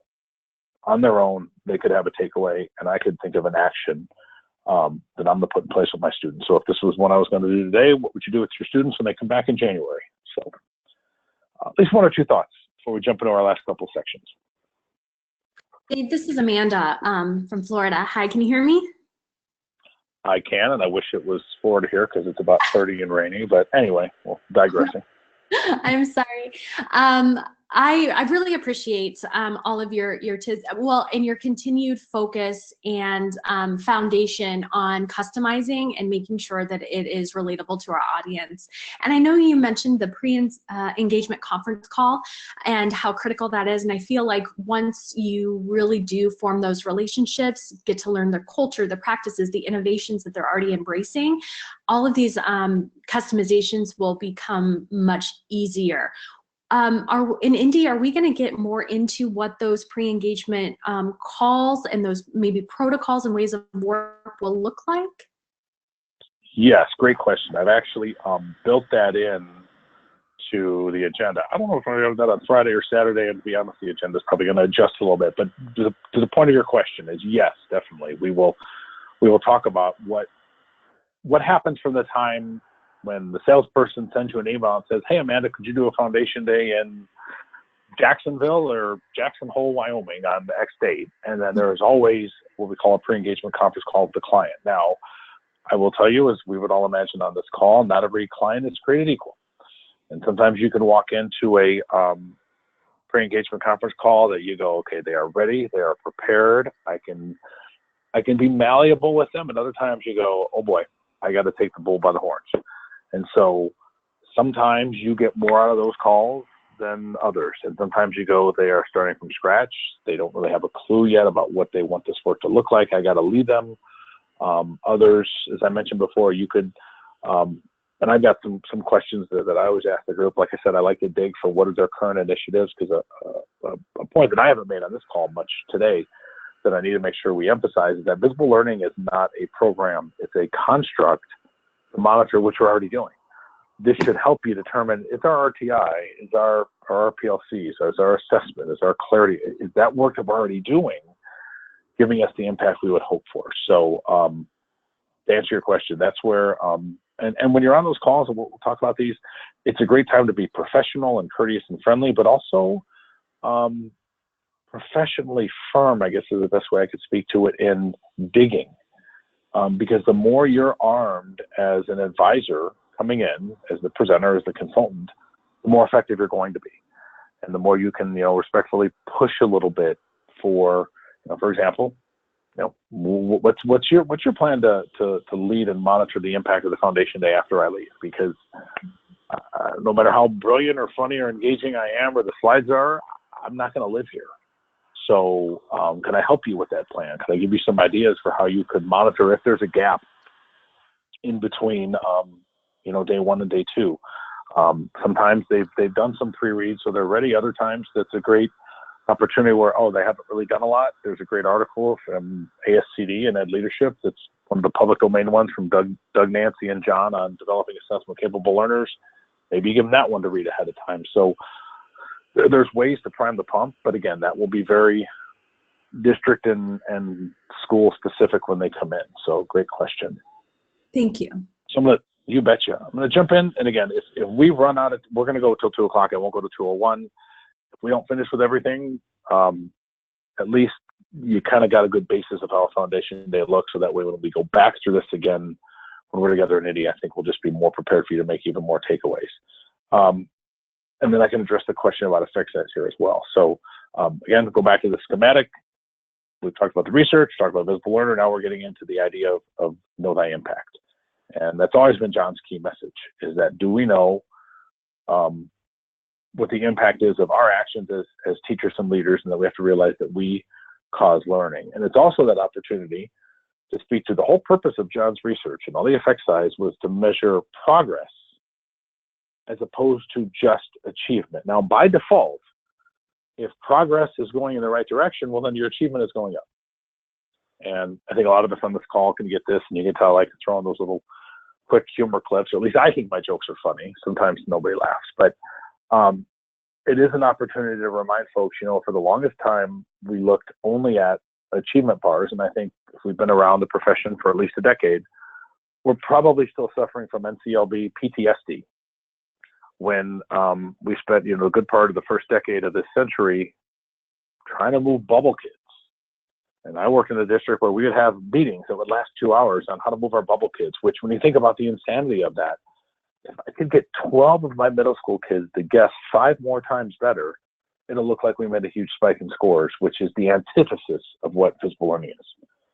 That we're really making sure all of our students are making the right kind of progress. And we could have learners at the high end that are actually achieving on PARC or Smarter Balance, whatever our achievement is, but actually going backwards. They're above where they should be, but they're not going where we want to when they're learning. That's something we need to really look at. And we could have other learners that came in significantly behind and they're making huge progress. It is to be celebrated, but they're not going to be at the watermark this particular year. But look so it is an opportunity to go, how are we really looking at progress and achievement? Because they both counteract with each other, but it's progress first. And then I adjust this slide a little bit, but I ask them, have a discussion. What are the ways you monitor progress? And leave it kind of just open-ended. And even if they're confused, just have a discussion. Even if you feel like they're not getting it, but how do you have discussions on progress? And then you can guide them here and say there's many ways. We actually had a webinar Chris and I were on before this one, and a good question got brought up about making an intentional point about the difference between data and evidence. And I didn't chime in during the question, but I really appreciate it, because how I view it, and I guide the audience, data is a form of evidence. It is one form of evidence. It is in the hard numbers and the data and maybe even the grades. But there's other evidence like student voice. Am I being challenged? Portfolios, other kinds of things. So we need both of them, but really, how are you looking at your evidence? That data is one part, and we've been and it's trite to say, I almost don't like to say it because we all know what I'm getting at, is we're data rich and information poor. But how are we making sure that we're looking at the kind of progress based on our actions and our impact? And it also is a great opportunity to say, this is where, as you're thinking about the importance of building collective efficacy, this is where it happens. Because efficacy only happens when we look at impact and it's fueled with our evidence of action. So we're looking at our assessment data, the grade level team, And it's not what we need it to be, but look at that. Look how many fewer mistakes they're making with rounding or making a solid argument or whatever that is. And that's actually what we've really been teaching really, really well. And as a nuance, as a footnote, it's a great opportunity when we talk about progress.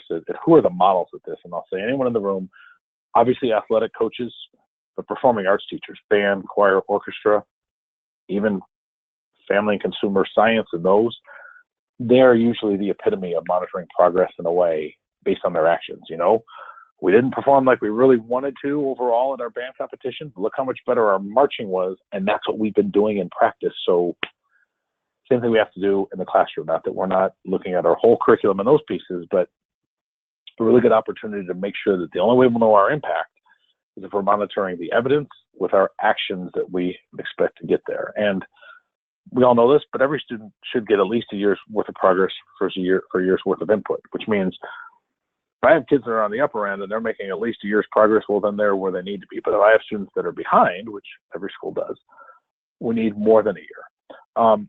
This is a slide, and Kristen, this is another one maybe to make a note on that we talked about. I struggle with it because just putting it out there. When you put this up there, everyone in the room is going to want to copy it down on page 25. And that could lead to you wanting to move on. So it's something that we've talked about. I don't know if it's happened yet, to just get added into the resource guide. So I'm just putting out there, this is one of those that, again, my hands are up. I'm not critiquing anybody who designed it, but I struggle with it simply because when you pop it up one at a time, it could take one person 30 seconds to copy that down, and it could take another person 4 minutes. And the person that needs 4 minutes is the person who really, really, really wants it. And when they don't have time to copy it all down, they get frustrated. So it's just one you gotta say, okay, I'm gonna leave this slide up and I'm gonna let you have a conversation about it for 5 to 7 minutes, because what I've done is I've let you have a conversation, but more importantly, I've let the person who wants to copy this down, copy it down. And I'm not being critical of that person at all. I'm just saying I don't like when folks have to copy a lot down at any time, because what if they don't have their pen? And then they're going, and you know what I mean? And all those little nuances when you're presenting and you want to get on a roll. And again, if you take it down early, people get frustrated. So it is one that you just got to say, as you're thinking about this section and you're planning for it, I might take a couple of these slides and get through a little bit faster, because then as I pop these up one at a time and maybe speak to them, now I can get quiet and say, now have a family discussion for 5 to 7 minutes. And anybody who wants to make sure they write them all down, because not everybody's going to, as much as you would say, please write these down, some do. And the ones that do really want them. And if you go through it fast and they don't have it, they struggle with it. So again, minor nuance, but just one to be prepared for. And then another video of students looking at the achievement and the matrix, talking about their progress again. And what I found with the videos is, even though they're kind of set up the same way, as I mentioned earlier with the clock partners, if you do the same thing over and over and over again, so at the end of a section, I sometimes say, this might be a time that after you watch a video clip, now I want you to go find a date. Or how I sometimes mix it up is, because you have certain dates, I'll say, I want you to stand up and fist bump 5 people. When you find the 5th person, then I want you to process the video. So because there's several videos throughout the day, I want you to interact differently. And if after every video, you're only talking with the people you've been sitting with, you might only be talking with the same 3 or 4 third grade teachers. Or if you're at a high school social studies teacher or table, you're only talking with everybody who has the same first name. Coach. I just threw in some humor, nobody got it. But the point I'm making is, after each video, if you haven't had a chance to process with a different group, you could miss out on some, because you could get stale. So again, after, probably this is the time of the video or video showing that I'll say, I want you to process differently, not just with the people there. So you get your clock partner here. So, and then last point I'm going to make on here, and I'm going to get quiet because I at least want to make sure we get through the last 2 sections without going at warp speed, is on page 26, to have them put some consideration into the progress and achievement matrix that you could use, not just for student voice. Point about student voices, for example, with the slide I shared earlier, when Danya mentioned, hey, I'm having more of my students describe authentically what they're learning when I ask them in walkthroughs. I also could be using this matrix for when I am looking at my NWEA data or my high stakes assessment or whatever that is. The point is that we want our students moving into the upper right, and how we would look at students in quadrant 3, actually with probably more excitement and more opportunity of what we're doing well to replicate than students that are in number 2. But number 2 are the ones that look really good in the newspaper because they're achieving. But the ones we want to make sure that we replicate is what we're doing in 3. But in the past, that might have been the group that we've been scoring for, which is why we have that NCOB PTSD kind of thought. So I want to pause here because we're kind of done, pretty close to the section, and just get your thoughts on the Know Thy Impact.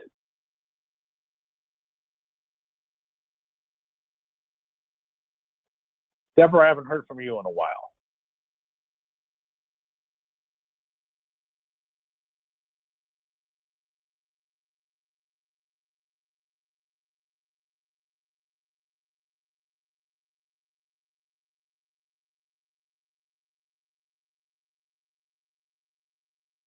Dave, Yep, can you hear me?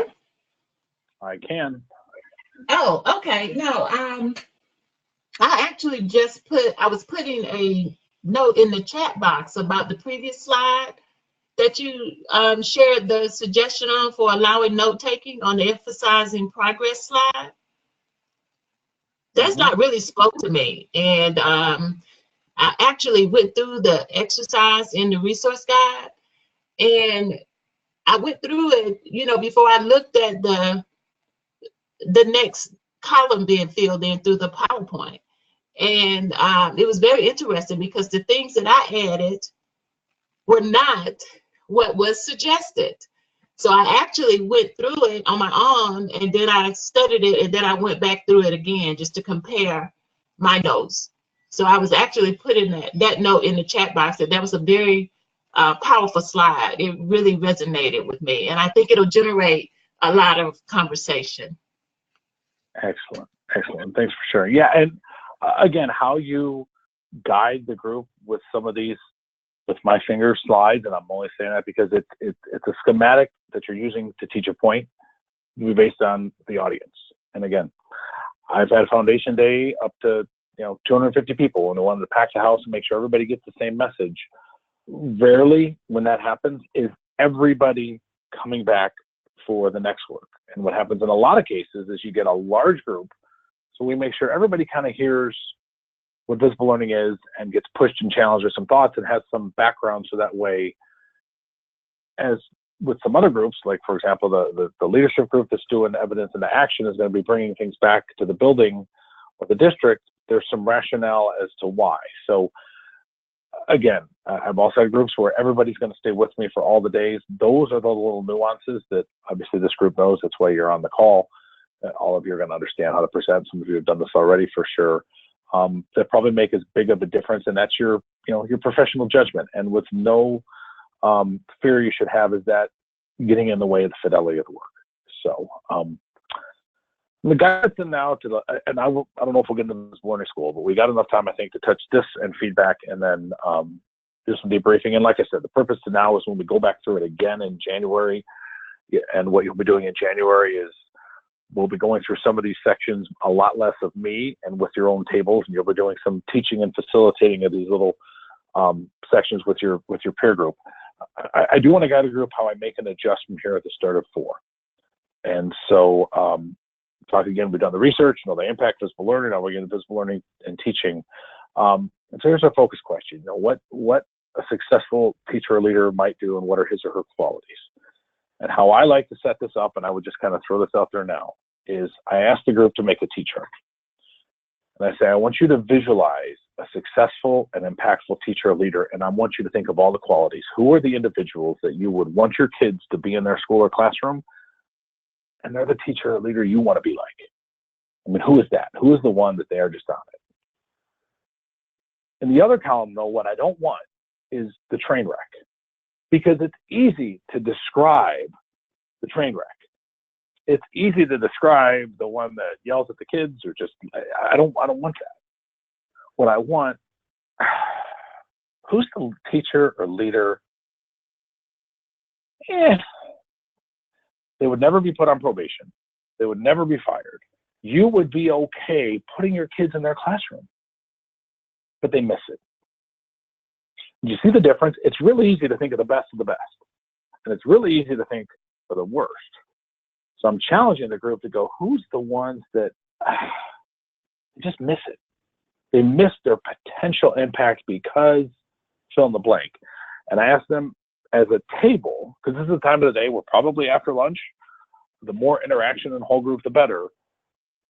One person is the scribe, and I want them to write it down. It's the same concept that what you see in the manual on page, let me just turn to it so I got it right in front of me, on page 34, or page 33 and 34, where they could possibly jot it down.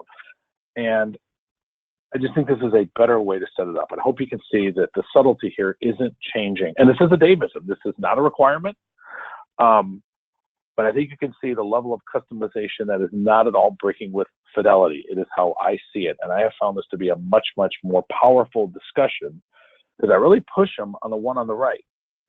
Because I'm willing to bet everything I own, including my children, when they really do this well, we've all lived on the right. We've all been there. Now, hopefully, we didn't obviously live there. We visited there. We visited those days when we were just, we could have been better. We're talking about who are the people that live there. And so it creates a really powerful discussion because, as John would say, there is a subtle but significant difference between the ones on the left and the ones on the right. And the ones on the right, you could actually miss it. You could walk by their room and it would look similar. And if you're in a hurry, you wouldn't even notice the difference. But if you stay and you dig and you ask and you talk, you can see there's actually a precipice between the two. So again, this is a Davism. It's not a requirement. But I have found this to be a much better way to get into this section. And then on the next page, and I am one, and I got this from Doug Fisher, who's just a master at presenting and teaching, and he doesn't like effects. And I've actually bought into that. I don't have things that pop up on the screen a lot. I mean, most of the time, I used to, first started using PowerPoint and Keynote. You thought stuff moving on the screen was cool. All it does is distract the heck out of the audience. But there is a time, like this one, when I want to speak intentionally to these. So I'm a little bit slow and methodical around, here's what maybe John would say. And I highlight challenge because I have a slide and example that I'm going to come back to. And then I pause right here because I say, now, let's look at that last bullet. If we do that last bullet, haven't we probably captured the other ones? Like when you really think about it. And then I'll say, now what I want you to do is I want you to have a discussion. How do your traits on their left that you said were the teacher you want to be like, the administrator you want to be like, the person who you aspire to be, you want your kids to have, how close is your list to that? And again, I have found that the discussion is so much richer because then they can compare it with the one that's close. Again, it's really easy to picture the one that's just horrible and all that. I like to push them here. So any quick thoughts? And I guess what I'm looking for is and I'm not looking for validation. I'm not looking for you to tell me what you think I want to hear. I'm checking for some understanding of, you see how the modality shifted a little bit, but it didn't change anything that was going to happen in the foundation day. If Bruce didn't do my T-chart and just asked them to do it the way it's in the manual, it's the same experience. It's just a little different, and I'm able to own it that way. That's what you've got to make sure you're able to do. And we'll, if you ever have a question, hey, Dave, what do you think about this? You can ask Kristen, certainly run it by us, but we're going to trust you. We don't want you to overthink it. That's not changing the fidelity of the content. So any just quick thoughts, just one or two?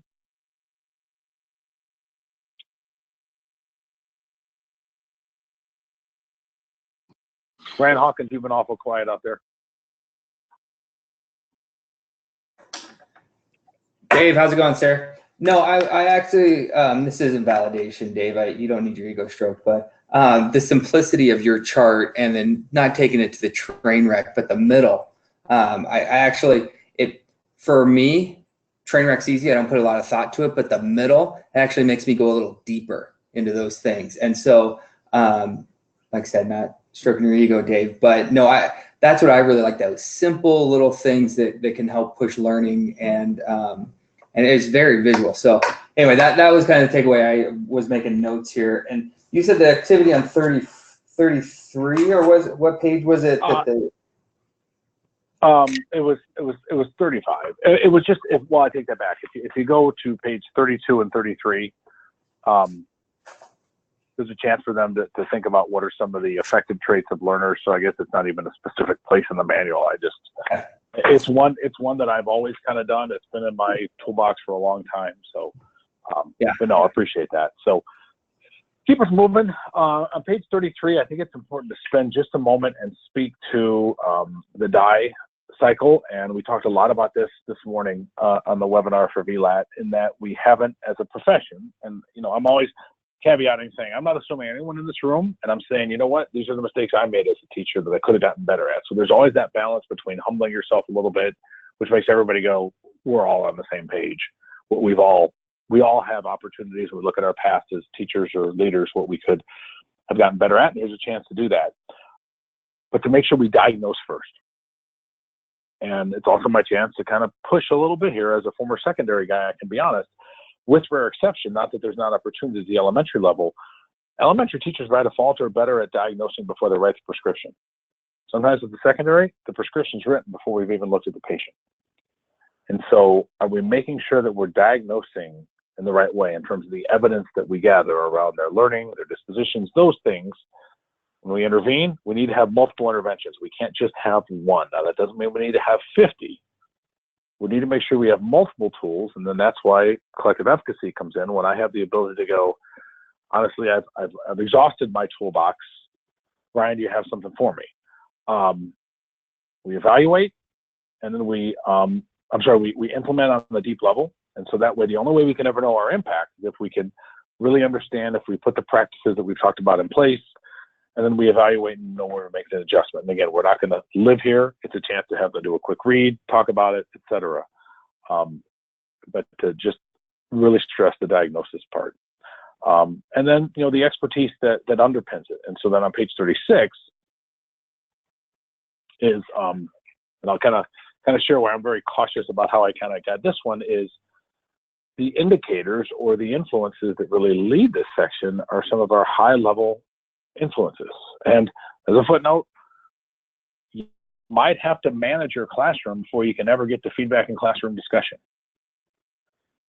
Just because I have a well-managed classroom doesn't mean there's going to be learning take place. So just because classroom management is 0.35 doesn't mean we throw it out. What it means is because I have rows of kids that are quiet and compliant and only speak when they're called on doesn't mean they're learning, but I might have to get there first. So it's a great opportunity to go, it's not that that's bad.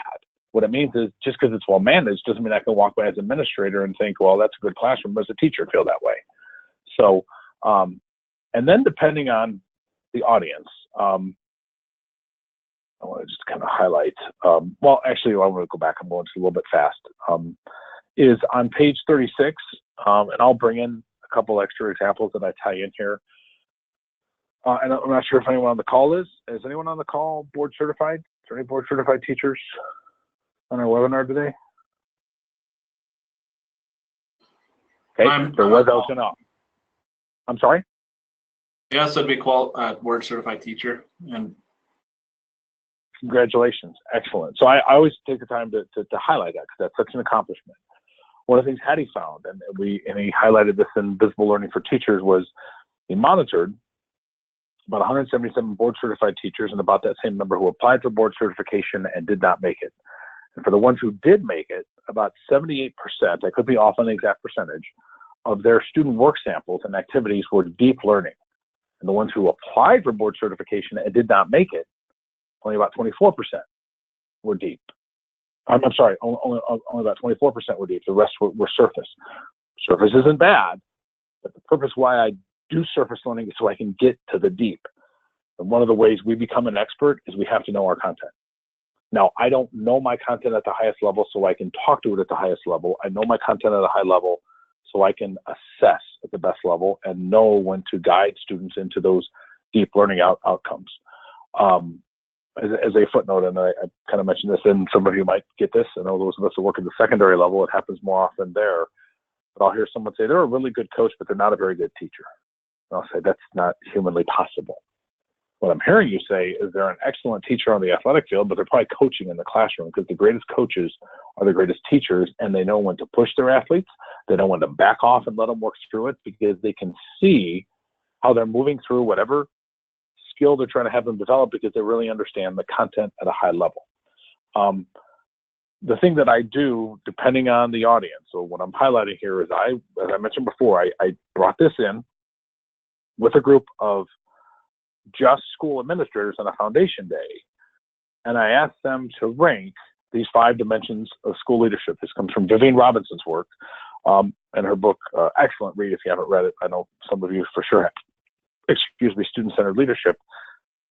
What has the highest impact on student learning, which has the lowest. I'll just say, take a moment, just quickly in your mind, rank them 1 through 5. Then I asked them to turn to page 37. So you see why I'm very careful if I'm going to do that I might not take them to 36, because I don't want them looking at 37. So, and again, I specifically do this if I have a high leadership group. If I don't, I actually might just punt it and save it for later, but I specifically had nothing but leaders in my group. So it's a great opportunity to highlight, when we look at what Robinson would say, is we need all 5 of these in our schools. In fact, the more we have them, the more we see impact on learning. But the reason why we have to have a safe and orderly environment first is because we're trying to lead teacher learning and development. And the reason why we resource strategically, and that resource could be our time, our finances, but also as our master schedule and those things, is we need to lead teacher learning and development. So again, if you have a high teacher group, I'm not saying you have to necessarily go deep or skip it, but it's really more for our school leaders here. We go into this again and evidence into action. So the only reason why I did this is back to the point I made a lot of times today, my audience, that made sense for. If I had a group that was very heterogeneous and was maybe, 90% teachers and 10% administrators, I probably wouldn't even address this, because there's other things I could go deeper into throughout the day. And if they don't know the 5 dimensions of school leadership on that day, it's not going to matter, because we get into it and it's into action. So real quick, because I'm going to go quickly through feedback, give us 5 minutes to process, and then we'll adjourn for the day. This was one, and again, here you see how I customize it at the end. And who are the expert teachers in your building? And then I pushed them, and I said, as you find your date, when you come back, I'm going to ask, what's your evidence? And what I wanted to push them on, and we've all been there, and I raised my hand, I bet you I had some teachers, when I look back, if you'd asked me when I was an administrator who my expert teachers were, my evidence would have been the wrong evidence. I would have looked at things with a much different lens than I would now, based on their level of expertise. Boy, they seem to have the kids engaged. They never write referrals. I don't know if I was really looking as deeply as I should have. Now, that doesn't mean the guy that yelled at kids, locked them out of the room, and wrote referrals every day was an expert teacher. I'm probably saying he wasn't. But I wonder sometimes if I couldn't have looked a little bit deeper, so it's a chance for me to kind of expose that level in my thought, which got them to think a little bit differently, that maybe when they look at their teachers, they need to have at least a little different shift in what they're validating as deep levels of expertise. And then let me see. All right. So last thing, at least for today, to just touch briefly on the effective feedback session. I love that it comes late in the day, because you have a chance to energize the group a little bit. But feedback is its own visible learning strand. It's also its own influence. It's been studied more than any of Hattie's influences. So there's certainly a lot here that we're not going to get through in a 45 to 60-minute section during the course of the day. But that second question, who gives and receives and acts on the feedback in our school? Let me just skip ahead just 1 second here. I just had a couple of slides off that I didn't want to dig into. One thing that I do is another quick nuance, and then I'm going to just get really quiet and let us kind of process today. But and this is another Davism. So if you look in the manual, there's an opportunity for them when you go into feedback on page 42. When you ask them, what does feedback mean to you? And you come up with 3 to 5 agreed elements. My wonder and challenge with that activity, if you don't know the audience, is what if you have a table of 5 people and all 5 of them come up with something really, really bad about feedback, and then they come up to a collectively bad statement about feedback? So you have to consider how you're going to use that, place in that activity. And so what I like to do is I like to front load first before I give them that opportunity to do that.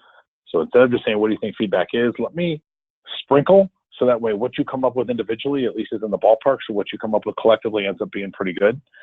And so what I'll ask them to do, and this is also a great opportunity because it's late in the day, we need them to talk, say, I'd like you to letter off A and B. Say A's, I want you to think of a time in your life when you received effective feedback. B's, I want you to think of a time in your life when you received ineffective feedback. And what I'm going to ask you to share is not when these things happen. I want you to tell me on June 15th, if you know the day, when I was 16, I was writing an essay. When I was learning how to ride a bike, last week with my, whatever, I want you to talk about a time specifically. And effective doesn't mean positive. Effective was effective for one reason and one reason only. It helped you grow and develop and get better, no matter what. Not about how it made you feel. And ineffective doesn't necessarily mean negative. It was ineffective for one reason and one reason only. It did not help you grow and develop. And by doing this, they kind of have some fun stories, and you're also able to pull some points of, okay, wait a minute, it was effective because it was timely.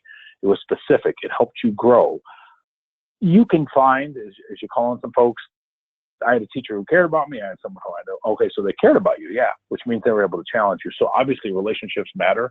But the point I'm making is then when they go into their placement activity, you've given them some nuggets to think about. You know, I got some ineffective feedback that was actually a love letter that felt really good to read. That didn't really help me grow. So then when they go into the activity, you've at least planted some seeds for them to think about when they're looking at feedback, if that makes sense. And then just 2 other slides, and I'm going to get quiet because I want to process, because we're going to go back through this one. We just kind of ran out of time. I love this statement from Dylan Williams for one simple reason. And some of you might know this. It's interesting. 2 people that I respect probably the most in the world don't always get along, because there has been some back and forth between Dylan and John, and I haven't checked lately, but there were some times when they weren't connecting, but they were speaking the same thing. They were just saying it differently, in my opinion. Obviously, 2 gentlemen who have forgotten more than I'll know. But I love the statement when you think about what he says. Formative assessment, which is feedback. The only reason why it's formative is because it gives me feedback. The only way I should call it a formative assessment is if I, as a teacher, am going to do something with it. And it is a subtle but very significant statement that I can really put up, speak to for several minutes, get folks really thinking, and maybe thought of it that way. Because formative assessment and feedback are linked inexplicably to each other. Now, we can't have either one of them unless we have clarity, obviously. So, and that's really where I think I'm going to pause, because there's a lot more in this section that I think if I tried to get through it, it would just be too much. So I'd love to hear maybe 1 or 2 thoughts from what we talked about today. When we come together in Indianapolis, I will kind of start to some degree what I did with feedback there and make sure we kind of wrap the whole foundation day up, and then we'll go back through it again where you're taking little chunks and kind of teaching little sections with your table mates and kind of having a chance to do small mini presentations of the day, how you would be able to process it. But I want to be respectful of time. I know some of you are at your work day. So 1 or 2 statements, I'll turn it over to Kristen, and then we'll go ahead and adjourn.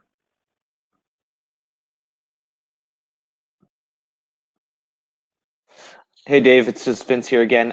One of the things that I enjoyed about this and I'm noticing is that the feedback links really well with the section on assessment capable learners. And a couple of the things that I'm doing in my district is we're actually leading a book study on assessment capable visible learners. And the thing that I kind of noticed here is that when I'm talking to my teachers and leading them through it, I like to use the kind of analogy of a learning conversation. And is your feedback providing some sort of conversation between you and your student in order to kind of help promote them grow? So I just kind of wanted to add that in. No, I really appreciate that, Vince. And when you were saying that, I don't know if you connected this, but to me, this is a simple but significant little slide and graph that here's where I am, here's where I should be. Feedback fills the gap, and feedback can come from teachers, it can come from peers, but my goodness, most time when kids are playing video games, they're giving feedback to themselves, and unfortunately, whether we like it or not, they're probably the most assessment capable learner when they're playing Fortnite and when they're doing things like that. So instead of being angry at it, why don't we learn from it and go, how do we create, my fingers, Fortnite in our classrooms? that kind of addresses the same point. So excellent. Thanks for sharing. So Kristen, I'm going to turn over to you because I want to be very respectful of the time because we are 2 minutes from 2 o'clock and then we'll adjourn. And you're welcome to come back on the webinar Friday or Thursday. It'll be very similar, but certainly don't feel any obligation. So I'll let her close this, and if I don't talk to you then, we'll definitely talk in January. Okay, awesome. Thanks, Dave. Most of you have completed your activities and 1, 2, 3 reflections. Just double check and just kind of see where you are and what else you need to send in. I got most of the materials late last week, so or early this week. So I haven't actually had a chance to read through everything, but I will, and I will be sharing with Dave as well. And what we'll do from that is make sure that any kind of outstanding questions, we make sure we address those in January, if not before. And as always, let me know what questions you might have, how I can help your learning process. And from Dave and myself, we really appreciate you taking the time to be on today and for your interaction. So thank you so much, and hope everyone has a great day, great week. And we'll see you in about 5 weeks. You got it. Excellent. Thanks so much. Thanks, everyone. Bye-bye.